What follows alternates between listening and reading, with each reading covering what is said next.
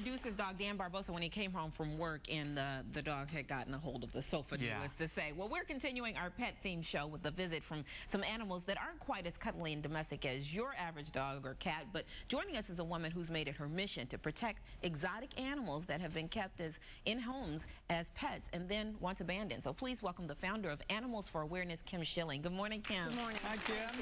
And what do we have here? This is Jasi. She's a fennec fox, and you can see she's quite attractive. She's very adorable. And yeah.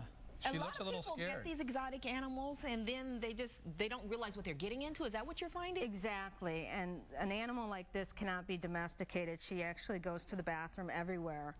In her food, in her water, in her bed, she'll sleep in it. She'll go all over your house. Right. So people get it because it looks cute and cuddly, then they realize they can't care for it, so that's when you come in. Exactly. And now these animals will spend the rest of their life with you? Correct. Now I hear this one has very sharp teeth. Yes, yes, she does, and we have one at home that'll take your finger off. Really? Yeah. I don't think I want to pet it. How do you handle this? I mean, you've been doing this for a long time. I've been doing it for about 25 years. Yeah. All right, Kim, what else do we have? Let's see another animal. That's the fennec fox. Okay, what are you bringing out now, Kim? This is a little devil. Oh, yeah, look at that. This is Tallulah. Tallulah is a kinkajou, often mistaken for monkey. But what is a kinkajou? Yeah, it looks like a what lemur. family? She is in the raccoon family. You may pet her. And she is, again, in the raccoon family. And once they reach about 3 years old, when they hit sexual maturity, they can become quite aggressive. How old is she? She just turned 3. Oh, boy. I'll step over here. I'll step over here. So how did you come in contact with this animal? She actually was born on our property. The parents were owner give-ups, and they didn't know she was pregnant, so she was born. You're sleepy. Are you sleepy? And did she stick her tongue out? Yes. Her tongue is 6 inches long. Well, we just saw that. Yeah. You got a treat by seeing it. All right. What do we have next, Kim? Oh, goodness. Oh, now this is fun because, you know, a lot of kids want turtles. Yeah, they always ask their parents for turtles, and they start off as cute and cuddly in little, cages, and then I collected voila. turtles. I had a turtle that was about a quarter of the size of this, or tortoise. How big will this tortoise get? Chibi here is an African sulcata. He's going to get to be about 150 pounds. Right now he's about 60. Wow. And he's going to live about 150 years. These guys are easy to buy, super cheap. They're like $100, $80. So you just buy one of these at a pet store and then it gets this big? They get huge. And more than twice the size of this. Yes. We'll get. And they can go through drywall. They can dig 6 to 8 feet into the ground. And we get calls weekly for people wanting to give these animals up. And you said this one's yours, so you willed it to your son? And my son, my grandson, my great-grandson. This tortoise is going to outlive all of us. Yes.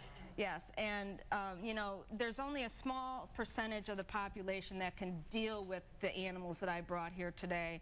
But for the average household, these animals do not make good pets. Mm-hmm. I got to ask you, Kim, how did you, did you go to school for this? Or did you just kind of learn it? I learn it as I go. You know, we get into animals. I have to teach myself, and with the help of our wonderful vets, right. We learn it. All right, what else do we have, Kim? Oh, now here comes the fun. How is your organization funded? How do you care for these animals? We do educational programs, and we also get donations. Mm-hmm. Uh-oh. I've seen Indiana Jones. I'm not real comfortable with this one. Ryan is not a fan. Look at That's this. beautiful. Wow. So this is obviously a python. This is Zeus. Zeus. She's a Burmese python. Is this full grown now? No, she'll get to be about 20. Okay, before you continue, let me ask you something. Is she poisonous? No, she's not. Okay, all right. I'll help you then. Do you need some help? Yeah, she just chokes you out, and that's the way it works.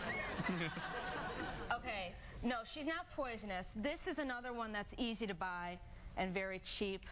Once they become 6 feet, they're illegal in Illinois. She's going through a shed right now. How often do they shed? Depends on how often you feed them, sometimes once a month.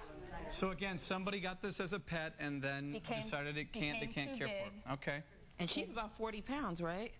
She's about 40 pounds. She's definitely not done growing. All right, Kim, another reptile over here. We have a little mini alligator, it looks like. She's definitely not a mini. Not a mini, it's going to get huge. This is Skeeter. Skeeter. Hi, Skeeter. Whoa, he's got his mouth open. How old is Skeeter? Skeeter is about 5 months old. Okay. Did you feed Skeeter before the segment? No. No, okay. He eats host fingers. Wait, what? No. Host fingers. Nice, Kim. Can an alligator this size hurt you? I said, what? No, he can do some damage to skin, but Could I hold? absolutely. Put your Now, hand how right big will around. Skeeter get?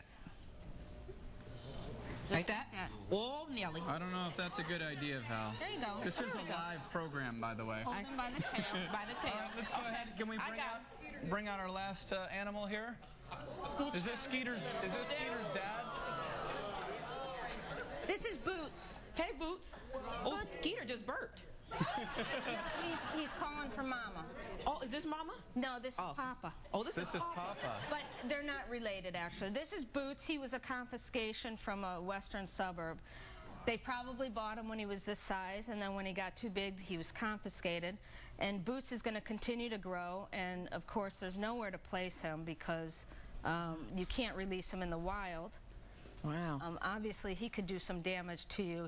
He's not life-threatening, but he can... But you said he's cold this morning, so he'd be more active if it was warmer, right? Because it's If he were chilly a little outside. warmer, he'd be more active, correct. Kim Schilling, thank you so much for coming on with your Thanks for exotic having animals and telling us all about them. And this is Skeeter, right? Skeeter, let's read the prompter. For more information on animals for awareness, go to our website. Up next, G has some great pet videos, and later, I'm putting my dog Kobe through some agility training. He doesn't even know how to sit yet. This will be interesting, but first, this is G's cat, Charlie, ready to pounce.